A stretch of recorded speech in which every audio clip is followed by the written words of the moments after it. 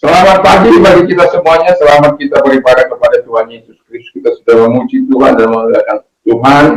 Biarlah setiap pujian kita menyenangkan hati Tuhan. Dan sebaliknya kita mendapatkan segala sesuatu yang indah daripada Tuhan. Puji nama Tuhan. Dan saya juga ingin menyalami kita yang ada di luar sana. Salam Indonesia, salam Nusantara dan Sabang sampai Merauke dari Miangas sampai Pulau Rote. Mantalah iman kita, mantalah kasih kita, mantalah pengharapan kita tentunya dalam Yesus Kristus yang menjadi Tuhan dan Juru Selamat kita. Jangan katakan bahwa Yesus bukan Tuhan, jangan katakan pula bahwa Yesus bukan Juru Selamat. Dia adalah Tuhan, Dia adalah Juru Selamat. Kalau engkau percaya, engkau akan diselamatkan. Engkau tidak percaya, engkau akan dihukum. Yohanes 3 ayat 36. Dan firman Allah juga mengatakan melalui Yesus dalam Yohanes 14 ayat yang ke-6, akulah jalan dan kebenaran dan hidup, tiada seorang sampai kepada Allah kalau tidak melalui aku. Rasul Petrus mengatakan dalam Yohanes 4 Kisah Rasul 4 ayat 12, dan keselamatan tidak ada dalam siapapun juga selain dalam Dia Yesus Kristus. Karena di bawah kolong langit ini tidak ada nama lain yang diberikan kepada manusia yang olehnya kita diselamatkan. Yohanes 3 ayat 36. Karena begitu besar kasih Allah akan dunia ini, sehingga Ia mengaruniakan anaknya yang tunggal, supaya setiap orang yang percaya kepadanya tidak binasa, melainkan beroleh hidup yang kekal. Puji nama Tuhan. Dengan hati percaya engkau dibenarkan, dengan mulut mengaku engkau diselamatkan. Doa dan harapan saya, kita diberikan anugerah oleh Tuhan untuk memilih yang terbaik dalam hidup ini. Puji nama Tuhan. Sebelum kita mendengarkan firman Allah, kita akan berdoa. Mari kita berdoa. Berkati firman-Mu, berkati kami semuanya. Tanamkan setiap perkataan firman-Mu dalam setiap hidup kami Bapa di surga, sehingga firman itu dapat kami aplikasikan dalam kehidupan sehari-hari kami di mana kami ada. Terima kasih, kami percaya Engkau ada, Roh Kudus menolong kami untuk menangkap segala berita yang dari datangnya daripada di dalam nama Yesus. Kami bersyukur dan kami siapkan hati kami untuk menerima janji-Mu, berkat-Mu, teguran nasihat-Mu, apapun itu melalui firman-Mu. Dengan senang hati kami akan menanggapinya untuk kemuliaan Bapa surga. Terima kasih, kami berdoa dalam nama Yesus. Amin. Kita akan membacakan di dalam dua ayat dalam Filipi 4 ayat yang ke-7 dan 6 dan ke-7. Demikian bunyi firman Allah, saya akan membacakannya bagi kita. Damai sejahtera Allah yang melampaui segala akal. Rasul 6-nya. Janganlah hendaknya kamu khawatir tentang apapun juga, tetapi nyatakanlah dalam segala hal keinginan kepada Allah dalam doa dan permohonan dengan ucapan syukur. Damai sejahtera Allah yang melampaui segala akal akan memelihara hati dan pikiranmu dalam Kristus Yesus. Kalau kita melihat di dalam Mazmur 42 ayat yang ke-6, di sana mengatakan, mengapa engkau tertekan, hai jiwaku, dan mengapa engkau gelisah dalam diriku? Berharaplah kepada Tuhan. Jadi di sana ada kata berharap kepada Tuhan, sebab aku mau bersyukur lagi kepadanya, penolongku, Allahku. Nah, tema kita adalah damai pada masa kekhawatiran dan kegelisahan.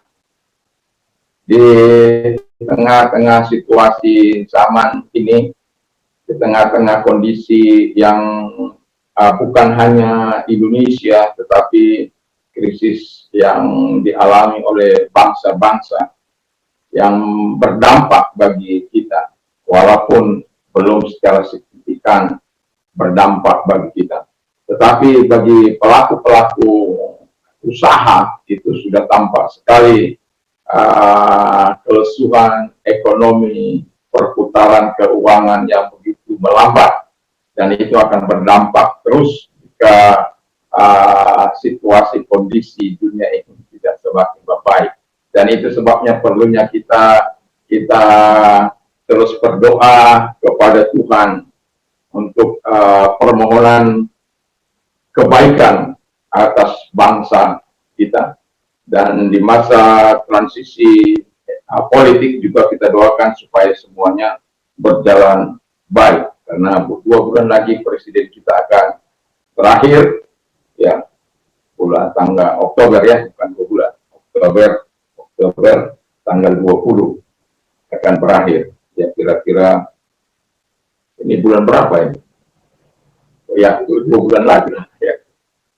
Nah, jadi tentu tidak bisa mengambil keputusan yang sangat strategis dalam situasi seperti itu, ya. Tapi apapun itu, kita akan terus berdoa supaya bangsa kita ini tetap kuat. Nah, mengapa Alkitab mengatakan damai pada masa kekhawatiran dan kegelisahan? Karena saya sudah melihat ada banyak kekhawatiran yang sedang meliputi anak-anak Tuhan, para pengusaha, dan ada banyak keadaan mereka yang kadangkala mereka menjadi gelisah dan khawatir, bahkan takut bagaimana menghadapi situasi ke depan. Tetapi Alkitab menjawab segala kekhawatiran kita, menjawab segala kegelisahan hati kita, menjawab segala ketakutan kita, sehingga kita tidak perlu khawatir. Bahkan justru di saat-saat seperti itu, Allah menganugerahkan kita damai. Damai yang dari Tuhan, damai sejahtera yang daripada Tuhan. Sebagaimana ayat yang kita baca tadi, bahwa damai sejahtera Allah yang melampaui segala akal akan memelihara hati dan pikiranmu. Pikiran dan hati menjadi sumber kegelisahan apabila dia tidak dalam kontrol Tuhan, tidak dalam kendali Tuhan. Dan itulah sebabnya saya mau katakan, Alkitab mengatakan menjawab setiap persoalan kehidupan kita. Tadi pagi saya menyampaikan bahwa segala pencobaan-pencobaan yang kita alami dalam dunia ini tidak melebihi kekuatan kita. Dan kita akan cakap menanggungnya, karena apa? Allah menyertai kita, Allah memberikan kita kekuatan, Allah memberikan solusi, memberikan way out dalam setiap percobaan. Saya katakan bahwa percobaan tidak mendatangkan kebaikan bagi kita, tapi justru mendatangkan masa-masa rawan. Percobaan yang kita alami tidak membawa kepada kebaikan, tapi justru membawa kepada kehancuran sampai kalau kita sampai jatuh di situ. Tetapi antara pencobaan dan ujian itu sangat berbeda. Makanya Tuhan dikatakan hanya pencobaan-pencobaan biasa yang kita alami yang tidak akan melebihi kekuatan kita. Nah, kalau sampai itu dilihat oleh Tuhan sampai melebihi kekuatan kita, Tuhan akan, ya, bagaimana kita sudah tahu bagaimana setan datang kepada Allah meminta supaya menghajar itu. Ya, tahap-tahap pertama diberikan, oke, seluruh apa yang dia punya boleh kamu seluruh apa yang dia punya boleh kamu ambil, dan borok-borok di atas kepalanya dari ujung kaki sampai dari telapak kaki sampai ujung kaki, hanya nyawanya jangan kau ambil. Dan ini bukan proses pencobaan, tapi proses pengujian, ya, yang sangat luar biasa. Jadi kalau pencobaan itu justru mau menghancurkan kita, bayangkan saja Yesus kalau jatuh dalam pencobaan, kita tidak akan pernah menang dalam pencobaan. Tapi Yesus tidak jatuh, baik dalam roh, jiwa, dan tubuhnya dicobai, dia tidak sampai jatuh. Karena apa? Dia adalah Tuhan. Nah, jadi Alkitab mengatakan dengan jelas, sebagaimana yang kita baca tadi adalah, jangan khawatir tentang apapun juga. Tentang apapun juga, tentang usahamu, tentang bisnismu, tentang masa depanmu, tentang ekonomimu, tentang pangan, tentang sandang, tentang pangan, tentang situasi kondisi yang tidak menentu, jangan kamu khawatir, itu kata firman Allah. Perhatikan, kalau di dalam Matius 6 ayat 26 di sana dikatakan bahwa perhatikanlah burung-burung di udara yang tidak menabur, tidak menuai, tidak mengumpulkan, ya, tidak mengumpulkan hasilnya, ya, di dalam lumbung, tetapi Nah, tetapi Bapamu yang di surga memelihara burung-burung pipit itu. Apakah engkau tidak jauh lebih berharga daripada burung pipit itu? Itu sebabnya saya katakan jangan khawatir tentang apapun juga. Nah, karena kekhawatiran ini akan terus menghantui kehidupan orang-orang yang tidak beriman. Itu sebabnya dikatakan oleh Alkitab, but seek first the kingdom of God and his righteousness, and all these things shall be added unto you. Tetapi carilah dahulu kerajaan Allah dan kebenarannya, maka semuanya akan ditambahkan kepadamu. Jadi kerajaan Allah itu bukan soal makan dan minum, sebagaimana Roma 14 ayat yang ke-17. The kingdom of God is not eating and drinking, but of righteousness and peace and joy in the Holy Spirit. Kerajaan Allah bukan soal makan dan minum, tetapi soal kebenaran, damai sejahtera, dan sukacita dalam Roh Kudus. Jadi kalau Allah mengatur begitu rupa, dan Alkitab mengatakan bahwa hidup ini bukan soal makan dan minum, bukan soal situasi dan kondisi, tapi bagaimana iman kita, bagaimana keyakinan kita, apakah kita tetap mau mencari Allah dalam situasi dan kondisi apapun, supaya kekhawatiran itu tidak menghantui kehidupan kita, tidak merajai hidup kita. Tetapi kekhawatiran itu, kalaupun kita khawatir, janganlah sampai berlebihan. Jangan membuat itu sampai ke bisa hati kita. Jangan sampai membuat kita takut menghadapi kehidupan ini. Sampai-sampai akhirnya hilang lesu iman kita, dan kita tidak lagi mau berdoa dan berharap kepada Tuhan. Pemazmur mengatakan tadi, Bani Korah mengatakan dengan jelas, supaya berharap kepada Tuhan. Karena hanya dia penolong kita, hanya dia pelindung kita, hanya dia pemelihara hidup kita. Jadi kalau dia yang menjadi sumber kekuatan kita, sumber pengharapan kita, kenapa kita tidak datang kepada dia? Kita tinggal melakukan saja apa yang dikatakan oleh firman Allah, sehingga kekhawatiran tidak akan melanda hidup kita, kekhawatiran, ketakutan, kegelisahan tidak akan melanda kehidupan kita. Karena ada banyak orang kaki bergelisah tidak bisa tidur, ya, tidak bisa berpikir dengan jernih, dan akibatnya, ya, kalau masih kuat, stres, kemudian depresi, kemudian jalan-jalan di jalan sana. Tetapi saya sudah melihat ada banyak orang yang berjalan-jalan dengan senyum sendiri. Tetapi saya mau katakan, kita punya Tuhan, kita punya Allah. Itu sebabnya Paulus mengatakan dalam Filipi 4 ayat 13, I can do all things through Christ who strengthen me. Aku dapat melakukan segala sesuatu melalui Yesus Kristus yang menguatkan aku. Itu terjemahan bebasnya.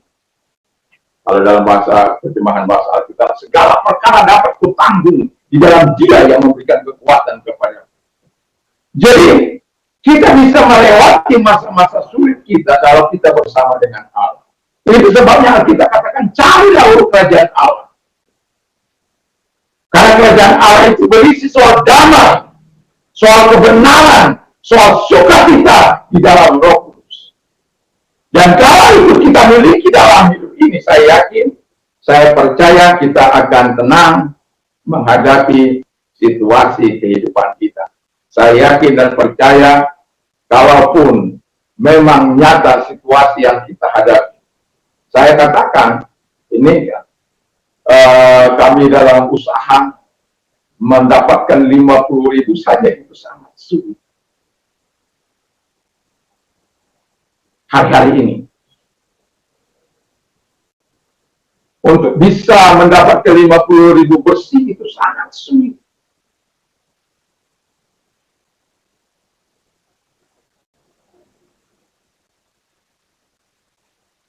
Kalau kita melihat kepada masa-masa yang lalu, wah, membandingkan masa kini, waduh, kita bisa mungkin stres itu. Tetapi apapun itu, Hati kita tidak boleh tidak tenang. Hati kita tidak boleh tidak berharap kepada Tuhan. Hati kita tidak boleh tidak percaya kepada Tuhan. Hati kita tidak boleh tidak mempercayai pemeliharaan Allah. Hati kita harus tetap teguh kepada Tuhan. Memang ada alasan, beberapa alasan mengapa hati itu gelisah, khawatir. Kalau Anda baca Mazmur 51, Daud itu mengalami kegelisahan, kekhawatiran dalam hidupnya karena dia belum menyelesaikan dosanya.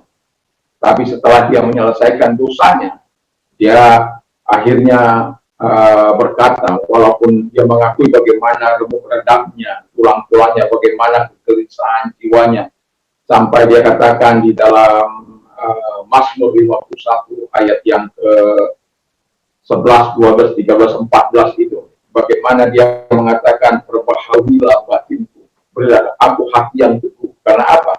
Kalau hati tidak teguh, kita tidak akan dapat apa-apa. Kita akan gelisah, sama seperti Daud gelisah hatinya. Karena apa? Ada dosa yang merasuk sampai dia mengakui, walaupun di pasal 51 itu dia ayat pertama dia sudah mengakui segala dosa dan pelanggarannya dan bagaimana hidupnya. Dan itu sebabnya di 12, 13, 14 dia mengatakan bahwa supaya Tuhan memperbarui batinnya dan memberikan hati yang teguh. Lalu kemudian satu kata dalam pasal 3 ayat 13 dikatakan, janganlah membuang aku dari hadapanmu. Jadi kalau Tuhan membuang kita dari hadapan Tuhan, pasti sudah kegelisahan dan ketakutan akan senantiasa ada dalam hidup kita. Dan Alkitab mengatakan dengan jelas supaya setelah dikatakan jangan membuang aku dari hadapan, lalu dia katakan janganlah mengambil rohmu daripada. Ada alasannya mengapa dia berkata demikian. Di pasal 13-nya, pasal 14 dia berkata bahwa beri aku hati yang rela. Di pasal 5 ayat 14 ayat 15 dikatakan supaya aku memberitakan, ya, dia bisa bersaksi kepada orang-orang yang melanggar supaya jangan melanggar lagi firman Allah. Ya, itu akibat dosa orang bisa gelisah, bisa takut menghadapi kehidupan ini. Akibat tidak percaya juga orang bisa gelisah, bisa cemas. Akibat orang tidak beriman bisa juga gelisah. Dan itu sebabnya Alkitab pada jangan kamu khawatir akan apapun juga. Yang kedua dikatakan oleh firman Allah, nyatakanlah segala hal keinginanmu kepada Allah. Jadi kalau ada hal-hal yang membuat kita gelisah, yang membuat kita takut, yang membuat kita khawatir, yang membuat kita tidak percaya akan dunia ini, yang membawa kita kepada kehancuran, ya nyatakan itu. Tuhan, aku sedang mengalami begini-begini, aku sedang mengalami kesusahan, aku sedang, ya tinggal mengatakan saja kepada Tuhan. Karena apa? Kita mengatakan dalam Yohanes 14 ayat yang ke-7, if you abide in me and my words abide in you, you will ask what you desire, it shall be done for you. Jadi kalau aku tinggal dalam engkau dan firmanku tinggal dalam diri kita ini, maka minta apa yang diinginkan oleh hatimu, maka itu akan diberikan kepadamu. Whatever you ask when you pray, believe that you will receive them and you will have them. Markus 11 ayat 24. Jadi kalau apapun yang kita mau terjadi, ya minta dalam doa dan permohonan dengan ucapan syukur. Supaya apa? Allah melakukan tindakan. Karena Alkitab sudah apa saja yang kau minta dan doakan, percayalah engkau sudah menerimanya, maka hal itu akan diberikan kepada. Yang kadang-kala orang khawatir, tetapi tidak berdoa seperti Daud kepada Tuhan. Orang khawatir, orang mengalami ketakutan, mereka tidak datang kepada Tuhan.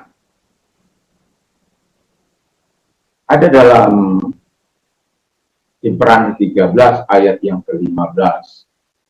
Ayat yang ke-5b di situ. Di sana. He himself said, dia sendiri berkata, I will never leave you. I will never forsaken you or leave you. Aku tidak akan pernah membiarkan engkau dan meninggalkan engkau. Kalau dalam bahasa Alkitab dikatakan, aku sekali-kali tidak akan pernah meninggalkan engkau. Aku sekali-kali tidak akan pernah membiarkan engkau. Dan itu sebabnya kita perlu menyatakan isi hati kita kepada Allah. Menyatakan segala hal yang kita inginkan supaya Allah bekerja dalam hidup kita. Pertanyaan saya, adakah Yesus itu dalam hati kita? Adakah Yesus itu di dalam kehidupan kita? Karena dalam ayat yang kelima dikatakan, abide in me and I abide in you. Tinggal dalam aku dan aku tinggal dalam aku. For without me you can do nothing. Bagian akhir. Karena tanpa aku, engkau tidak akan dapat berbuat apa-apa. Jadi pentingnya Tuhan itu tinggal dan firman Allah itu tinggal dalam, dan Tuhan itu kita tinggal dalam Tuhan dan Tuhan tinggal dalam kita. Baru firman-Nya berkata dengan jelas, apapun yang kau inginkan. Itu sebabnya sampaikan itu di dalam doa-doa kita. Tuhan, ini permohonan kita, mungkin apa yang mau supaya terjadi, ya mungkin mau seperti ya adakanlah terobosan dalam keuangan, apapun itu. Nyatakan saja kepada Tuhan. Kalaupun engkau sudah mengalami masa-masa sulit, jangan give up, jangan pernah menyerah. Jangan pernah gelisah, jangan pernah takut dalam menghadapi situasimu. Ada Tuhan, ada Dia yang menjadi Raja yang akan menguasai kita, yang akan memberikan yang terbaik dalam kehidupan kita. Itu sebabnya saya katakan, mengapa kita perlu memperkatakan firman Allah itu. Karena firman Allah itu akan menolong kita untuk melihat bagaimana Allah melihat. Dengan cara Allah melihat, kita bisa melihat kehidupan ini. Nah, ketika firman Allah itu adalah memenuhi hati kita, memenuhi pikiran kita, maka kita akan bisa bertindak sebagaimana yang dikatakan oleh firman Allah itu. Kita tidak bertindak di luar daripada firman Allah itu.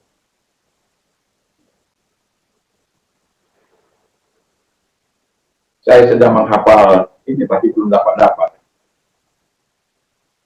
Ya, satu dalam Yeremia 17 ayat yang ke-5 sampai dengan ke-5, 6, 7, 8.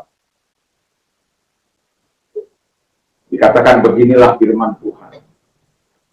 Beginilah firman Tuhan, jangan kamu mengandalkan manusia, jangan kamu mengandalkan kekuatanmu sendiri. Dan jangan yang hatinya menjauh daripada Tuhan.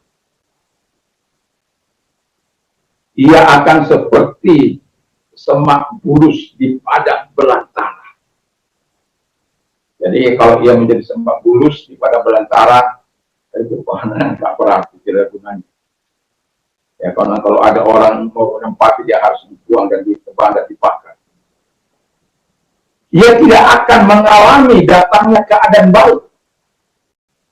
Bayangkan kalau kita, orang-orang yang mengandalkan manusia, mengandalkan kekuatan kita sendiri, yang hati kita jauh daripada Tuhan, ya seperti itu. Kita tidak akan mengalami datangnya keadaan baik. Lalu, ia akan tinggal di tanah angus, di padang gurun, di padang asin yang tidak berpenduduk. Ayat yang kelimanya itu menjadi kesukaan saya, walaupun belum dapat ini. Ya. Artinya saya akan mencoba. Dikatakan di situ, diberkatilah orang yang mengandalkan Tuhan, yang menaruh harapannya pada Tuhan. Jadi orang-orang yang diberkati itu adalah orang-orang yang menaruh harapannya pada Tuhan. Jadi kita mau melihat kita doa-doa kita dijawab, permohonan kita dijawab, ya kita harus mengandalkan Tuhan dalam hidup kita. Dalam situasi dan kondisi apapun, kita harus andalkan Dia. Karena kita katakan dalam ayat yang ke-7, ia seperti pohon. Ia seperti pohon yang ditanam di tepi air, yang akar-akarnya merambat ke tepi batang air, yang daunnya tetap hijau, yang tidak khawatir dalam tahun kering, dan yang menghasilkan, yang tidak pernah berhenti menghasilkan buah. Wah, ternyata saya masih bisa. Ini tadi malam saya hafal-hafal sampai saya tertidur, lagi sudah lelah, ya. Tadi pagi saya ulang lagi, mencoba lagi. Kenapa? Kalau firman Allah itu ada dalam kita, menjadi excited dalam berdoa. Makanya kalau saya berdoa, ya, kalau berdoa bersama, itu anak-anak saya bilang, buka mulut. Karena apa? Dengan membuka mulut, kita akan sulit untuk mengaku. Karena pikiran kita berjalan. Kalau kita diam, udahlah, sebentar ngantuk itu. Apalagi kalau bangun jam 4. Apa yang saya lakukan? Di hadapan saya itu ada Alkitab. Jadi kalau kamar saya itu ada Alkitab, bahasa Inggris, bahasa Indonesia, bahasa NIV, King James Version. Kalau saya mulai, itu yang saya lakukan. Mulai ngantuk, saya baca. Atau kalau tidak terlentang, ada Alkitab. Yang kadang-kadang juga ketika saya tertidur, sudah capek, maaf, istri saya yang menyediakan membersih. Tadi malam, istri saya, Pak, enggak, saya mau persiapan sebenarnya mau tidur lebih awal itu supaya bisa berdoa lebih cepat, berdoa malam, tapi ternyata nggak bisa, ya nggak bisa. Pagi-pagi baru saya bangun, menyerahkan diri kepada Tuhan, walaupun saya tidak bisa doa malam bersama dengan Dia tahulah, ya. Tetapi yang saya mau katakan kepada kita, bahwa ketika kita mengandalkan Tuhan, itu artinya kita percaya pada pemeliharaan Tuhan. Kita percaya pada apa yang dilakukan Tuhan dalam hidup. Itu sebab menyatakanlah segala hal keinginanmu kepada Allah di dalam doa dan permohonan. Dan orang-orang yang mengandalkan Tuhan, orang-orang yang menaruh harapannya kepada Tuhan, dia tidak akan dibiarkan. Bahkan kita katakan dengan jelas, dalam situasi yang sulit pun, kita tidak dibiarkannya sampai meminta-minta. Kita tidak dibiarkannya sampai ya tidak menikmati segala kebaikan Tuhan. Tapi saya mau katakan kepada kita, mari kita terus berharap kepada Tuhan.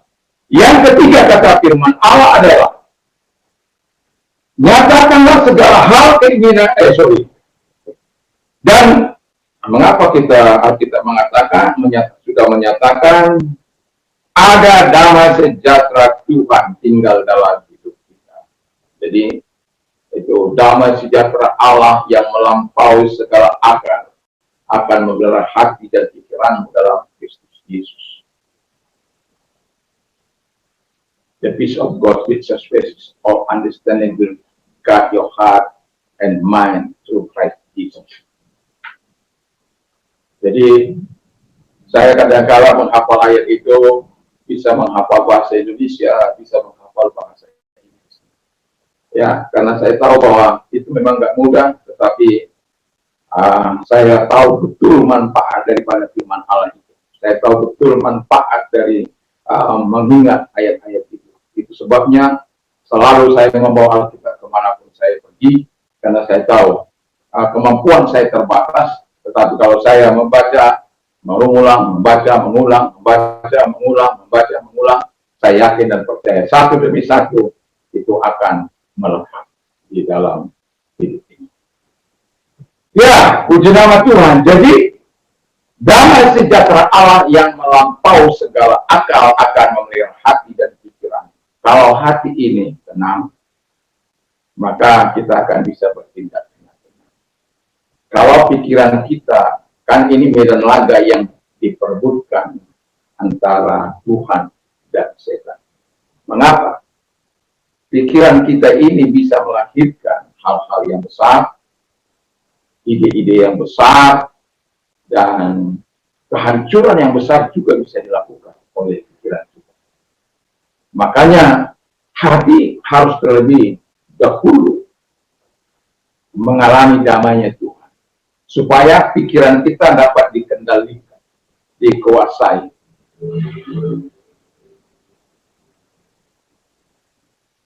Itu sebabnya Allah mengendalikan pertama kali hati kita, baru pikiran kita.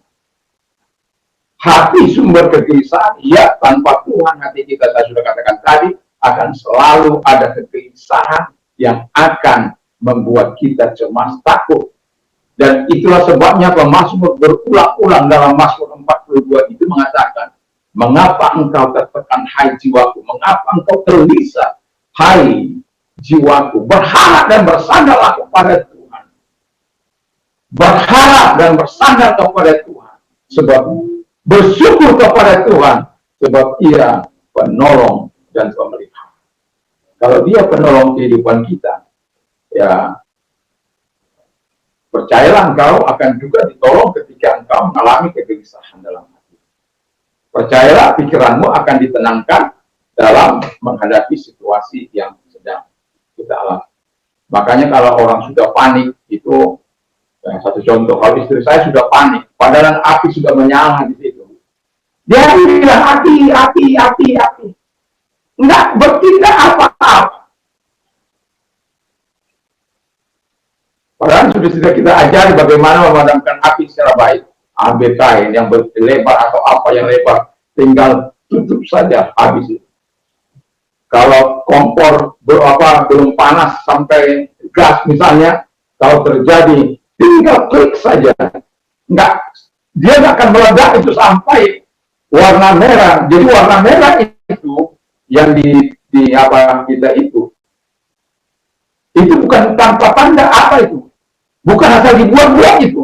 Itu tandanya kalau dia sudah menjadi hitam, nah itu sudah jangan. Ya kalau api itu tanda itu sudah menjadi hitam, dia misalnya dia terbakar, ya janganlah dipegang lagi.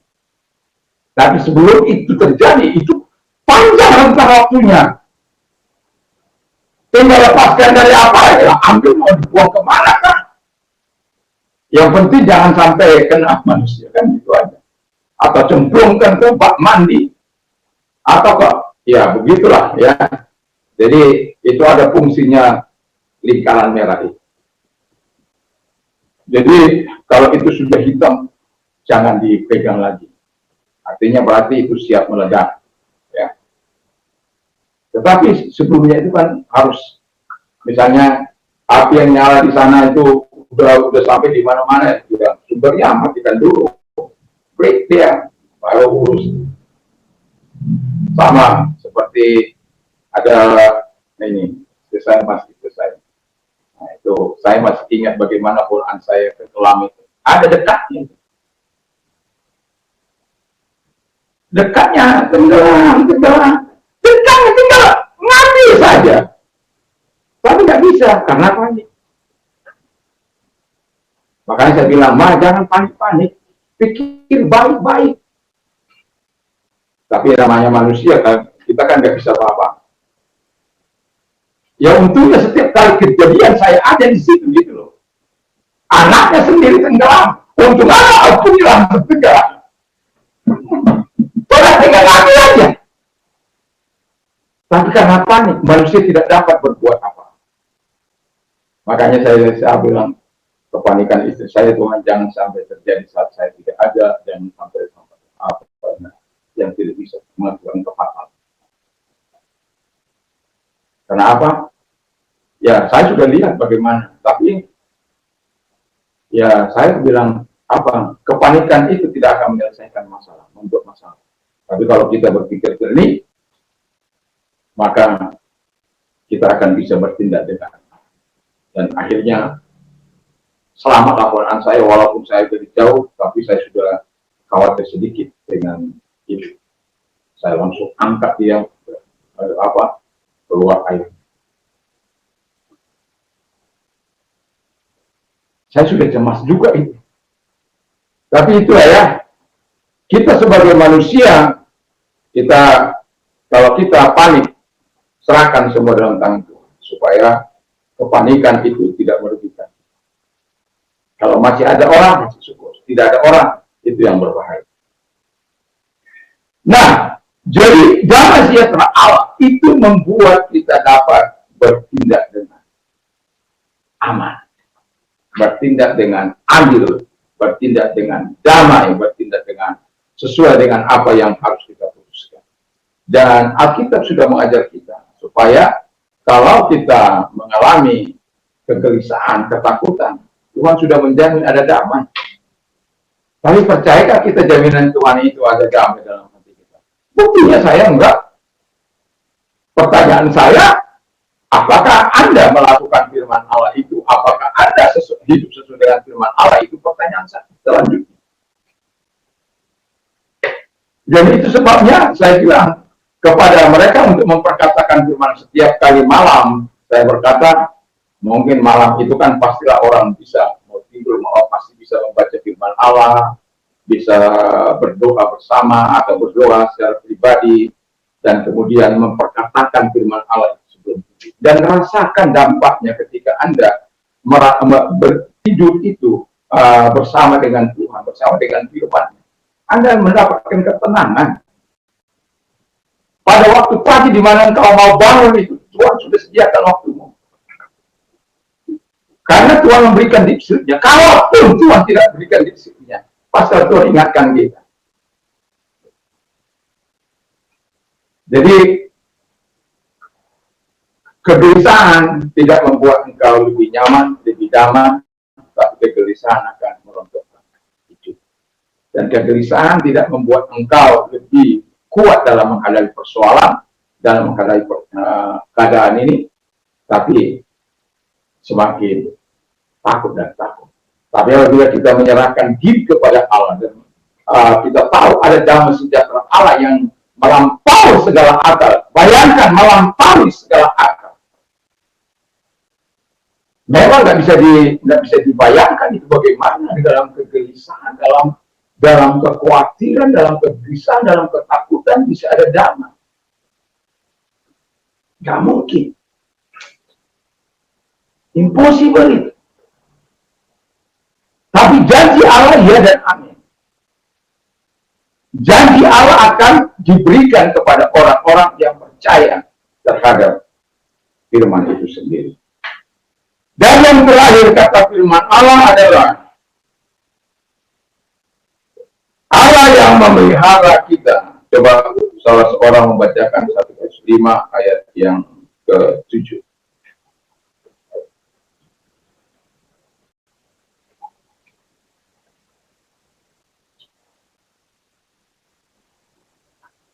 Filipi 1 Petrus 5 ayat yang ke-7. 1 Petrus 5 ayat ke-7.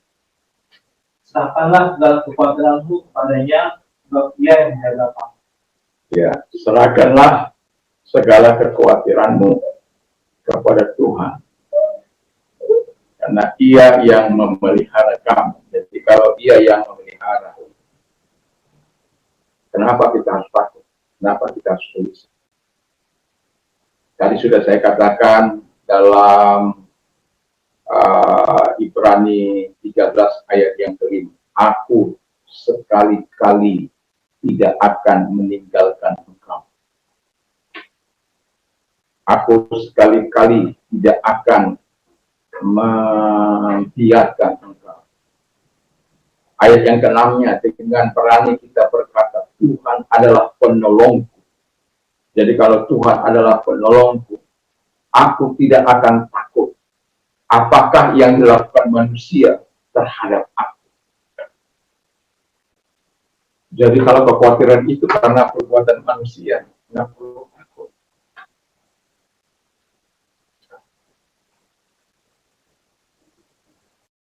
Saya ketika membawa wartawan CNBC ke tempat saya sana, ketemu di bandara waktu ngantar istri saya mau terbang. Lalu saya ketemu dengan para wartawan CNBC, BBC, ya. Saya ajak dia baik ke tempat saya maupun ke daerah Mapak, daerah.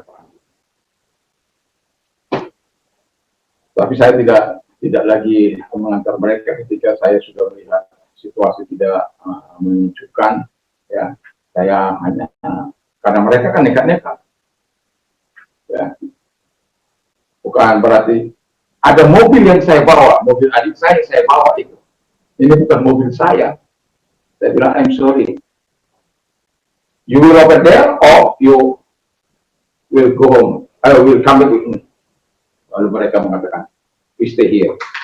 Saya balik mobil saya. Karena mereka memang itu kan mereka memang mau mendapatkan berita, ya. Dan tapi sejak itu saya nggak pernah ketemu juga lagi dengan mereka karena kebetulan saja itu ketemu. Jadi saya bawa. Nah, waktu di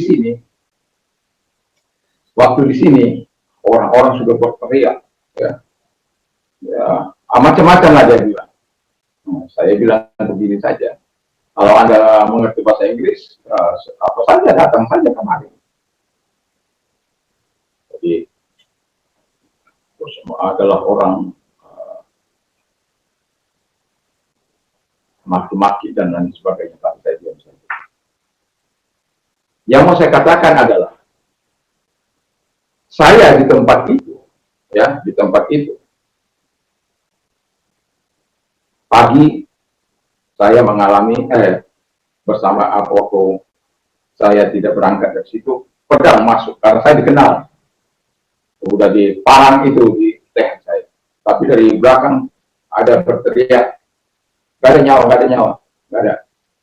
Itu terus satu haji bilang, sudah, dia dengan bahasa di sini lah itu, ya. Pagi saya melihat sudah tidak ada lagi isinya kecuali tulisan-tulisan. Yang ada itu cuma tempat tidur yang sudah dikoyak-koyak, yang ada sekarang ini. Alganya itu semua dihancurkan mereka, dikoyak semua. Ya, tapi ya itu sesuatu yang bersejarah. Tetapi apakah saya karena begitu saya gelisah, takut, ya, khawatir dengan hidup ini? Enggak. Lalu saya tidak kembali kepada tempat ini, ya. Makanya setiap kali orang kalau sudah dia salah, misalnya mengambil makanan, lalu dia tidak membayar. Lalu dibilang, abang nggak kenal saya. Memangnya kalau kamu cukup terkenal, kenapa? Kalau cukup terkenal kan kenapa rupanya? Bukan berarti karena kalau cukup terkenal, maka kamu bebas mengambil makanan apa yang ada di situ dengan bebas. Bayar dulu dong.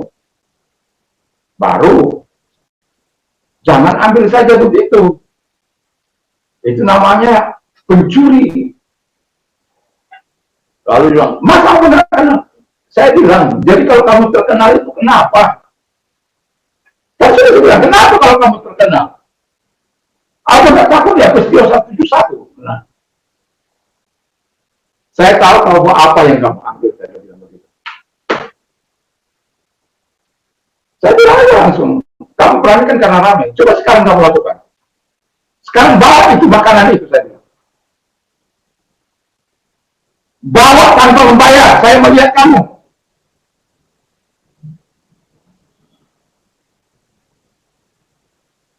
Akhirnya dibawa. Saya kan kalau kamu minta, saya nggak pernah keberatan. Tapi dalam kamu itu nggak saya suka. Akhirnya dibawa. Kembalikan makanan itu. Nah gitu.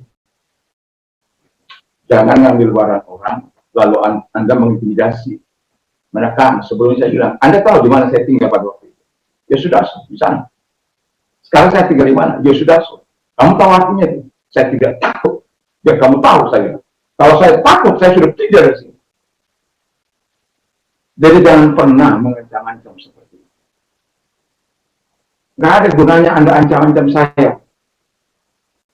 Kamu berani karena kamu banyak. Kamu mengambil barang saya karena kamu banyak. Saya bilang.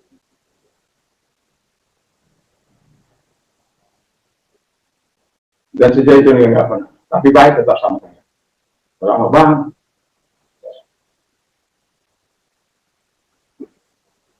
Ada juga begitu. Istri saya itu kadang-kadang dia apa? Enggak satu dua kali orang mengatakan enggak apa peristiwa 171. Apa hubungannya peristiwa 171 dengan tangan-tangan mereka yang tidak bertobat itu? Mau nakut-nakuti? Enggak masanya lagi. Udah pada berapa? Udah 10-15 tahun berlalu masih ada orang-orang yang meniatkan seperti itu. Apa kita enggak marah? Ada lagi itu mau minta uang. Jadi biasa dia minta uang.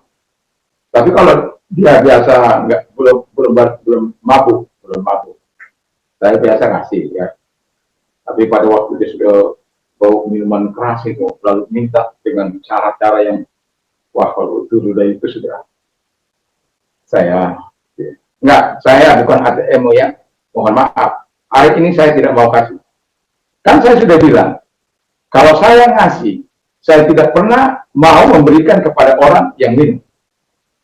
Kamu kan sudah sering saya katakan, kalau kamu minta, jangan sampai keadaanmu lagi minuman keras. Kalau keadaan minuman keras, justru saat itu saya tidak akan suka. Jadi kalau dia belum minum, Pak, saya lapar, ya, kasih. Atau Bang, saya mau beli ini, ya. Ya kan nggak banyak-banyak 10-15 ribu aja gitu. Tapi ketika dia sudah mulai ngancam, yang mulai mengatakan kamu nggak tahu peristiwa 171 ya.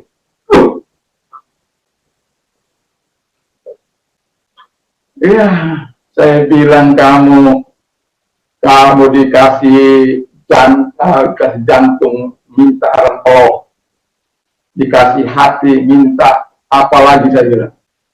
Jelas, kamu ingat ya, jelas ya. Saya tidak akan beri. Saya mau lihat kamu apa kamu lakukan sama saya. Kalau kamu hebat, lakukan sesuatu kepada saya hari ini. Kamu dibaiki, justru kamu melakukan hal-hal yang tidak baik.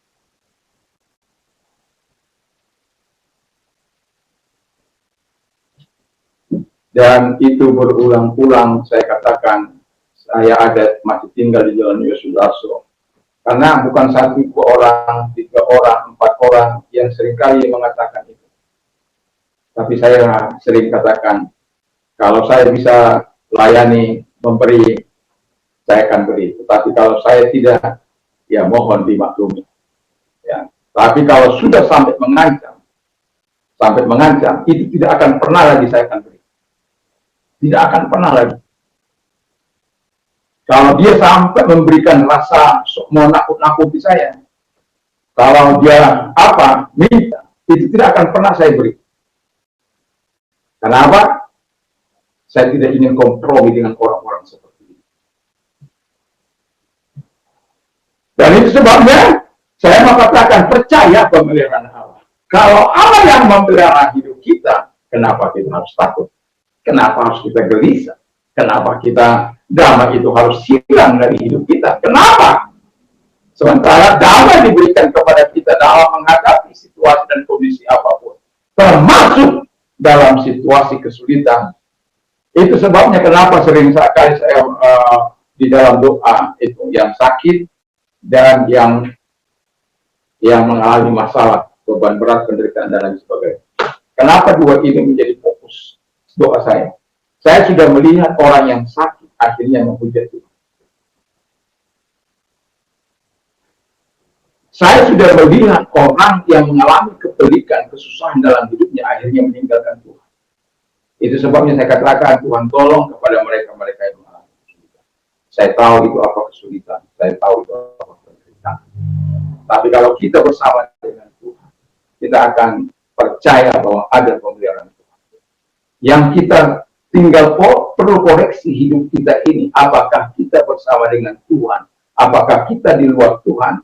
Apakah kita di dalam kebenaran? Apakah kita tinggal dalam dosa? Apakah kita hidup dalam kepercayaan kepada Tuhan? Ataukah sebaliknya kita tidak percaya kepada Tuhan? Apakah kita beriman kepada Tuhan dengan sungguh? Apakah iman kita ragu-ragu? Dan itu akan menjawab seluruh kekhawatiranmu dan ketakutanmu.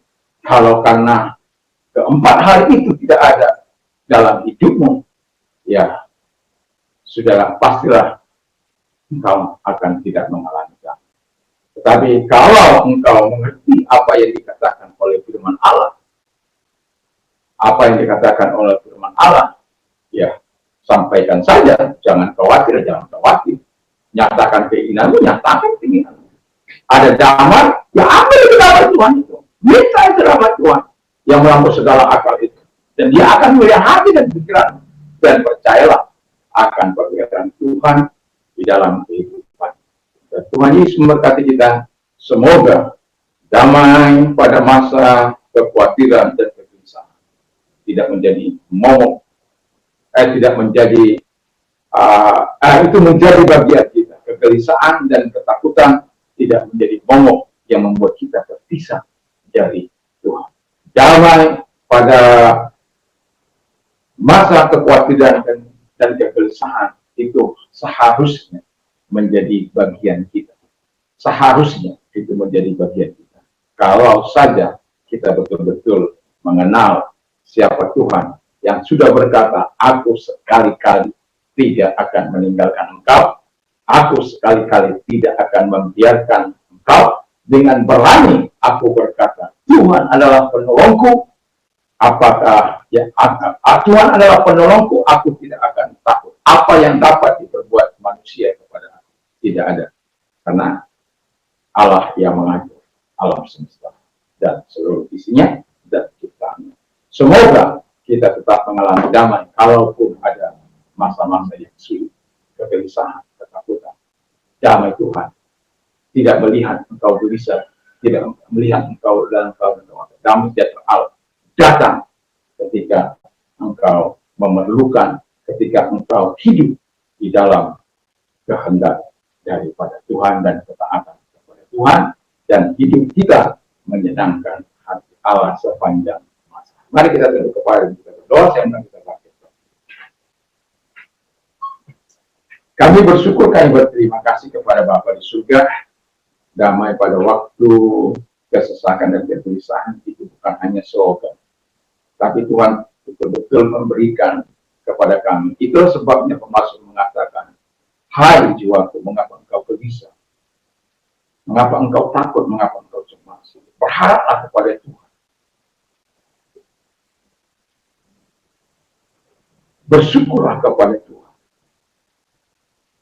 Percayalah bahwa Tuhan yang melihara dan melindungi.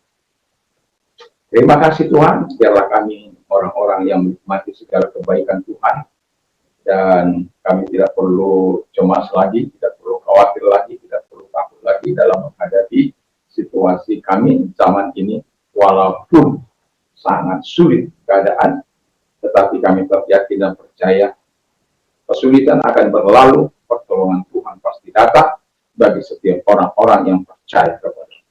Terima kasih, dan kami tetap yakin dan kami tetap percaya kepadamu, Allah yang besar, Allah yang dahsyat, Allah yang perkasa, Allah yang luar biasa, akan terus menyatakan segala kebaikan dan kemurahan. Dan kami berdoa bagi bangsa dan negara kami ini, Bapa di surga, Presiden dan Wakil Presiden, Presiden Jokowi dan Prof. Mahfud.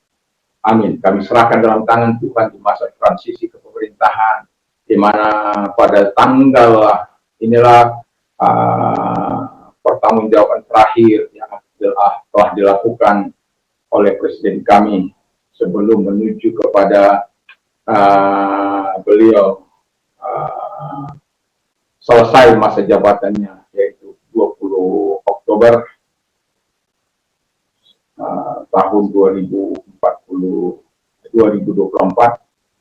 dan akan dilanjutkan oleh Presiden kami yang baru, Bapak Presiden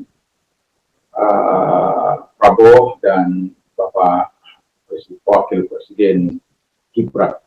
Kami menyerahkan ke dalam tangan Tuhan sehingga di masa-masa transisi kepemimpinan ini kami berdoa apapun yang sudah dipersiapkan, para pengurus atau para menteri-menteri di kabinet yang baru nanti kami serahkan semua dalam tangan Tuhan sehingga Tuhan tidak memilih orang-orang yang tidak memilih orang-orang yang terlibat dalam korup dan betul-betul memilih orang-orang yang bersih, yang cakep, yang Tuhan. Kami telah melihat bagaimana keadaan bangsa kami ini dari situasi kondisi bangsa kami ini, Bapak di surga. Dan itulah sebabnya terlalu banyak korup di setiap departemen kepolisian dan lain sebagainya. Bapak di surga, dan kami berdoa kiranya Tuhan, biarlah damai yang dari Tuhan itu menyertai bangsa Indonesia dari Sabang sampai Merauke dan Miangas sampai Pulau Rote. Para pejabatnya diberikan hati yang takut akan Tuhan, jujur, terbuka, sehingga Tuhan mereka terhindar dalam korup, Bapak di surga. Dan pemerintahan yang baru juga kami berdoa supaya mereka semuanya, Tuhan, orang-orang yang takut akan Tuhan, yang betul-betul ingin mensejahterakan masyarakat Indonesia dari Sabang sampai Merauke, dari Miangas sampai Pulau Rote, dan apabila mereka dipilih menjadi pendamping daripada Presiden dan Wakil Presiden yang baru, dan mereka betul-betul berikhtiar untuk memajukan menuju Indonesia emas. Terima kasih Bapak di surga, terima kasih, sehingga betul-betul bangsa kami menjadi bangsa yang kuat, bukan bangsa yang rapuh, bukan kelihatannya kuat, tapi rapuh. Kami betul-betul ingin negara ini menjadi kuat dan sesungguhnya betul-betul kuat oleh karena rakyat yang mengalami sejahtera yang dari Tuhan. Terima kasih Bapak di surga, terima kasih.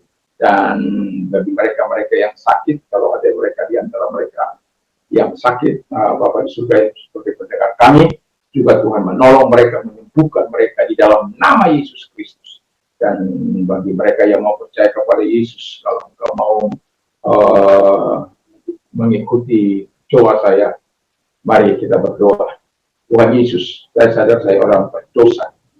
Saya mau mengakui Engkau sebagai Tuhan dan Juru Selamat dalam hidup. Dan saya mohon ampun buat segala kejahatan, dosa dan pelanggaran yang telah aku lakukan selama ini, Bapak di surga. Sehingga Kau menyucikan hamba-Mu dengan kuasa darah yang suci.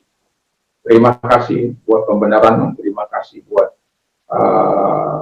perpindahanku dari kehidupan dari kematian kepada kehidupan, dari kutuk kepada berkat, dari tidak menerima janji menerima janji Tuhan. Yang dahulu tidak menjadi umat Tuhan, tetapi yang sekarang telah menjadi umat. Terima kasih, kami bersyukur di dalam nama Tuhan Yesus Kristus.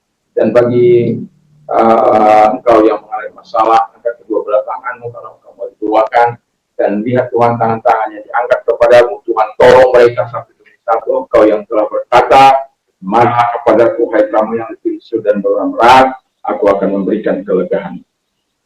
Dan kami percaya kepadamu Tuhan. Kami datang kepadamu, kau akan memberikan kelegaan bagi kami masing-masing. Di dalam nama Tuhan Yesus Kristus. Dan masalah yang mereka alami, dan kau menyelesaikan masalah mereka. Apa yang mereka butuhkan dalam hidup. Allahku akan mencukupi segala kebutuhan, kekayaan dan kerja dalam Kristus Yesus. Supaya bagi dialah kemuliaan dan sekarang sampai selama-lamanya. Terima kasih Bapa di surga. Kami yakin dan kami percaya kepada terpujilah Engkau. Dan kami menyerahkan hidup kami kepada Tuhan Bapa di surga. Terima kasih. Dan ini hidup kami, dan kami menyerahkan sepenuhnya kepada di dalam nama Tuhan Yesus Kristus. Dan orang-orang muda kami doakan mereka, ya, apapun pengharapan mereka kepada kiranya Tuhan menolong mereka satu demi satu, sehingga mereka adalah orang-orang yang mencintai Tuhan, orang-orang yang sungguh-sungguh hidup bersama dengan Tuhan, bersama dengan Engkau. Mereka akan mendapat yang terbaik dalam hidup mereka. Terima kasih. Dan bagi mereka yang sedang studi, baik di dalam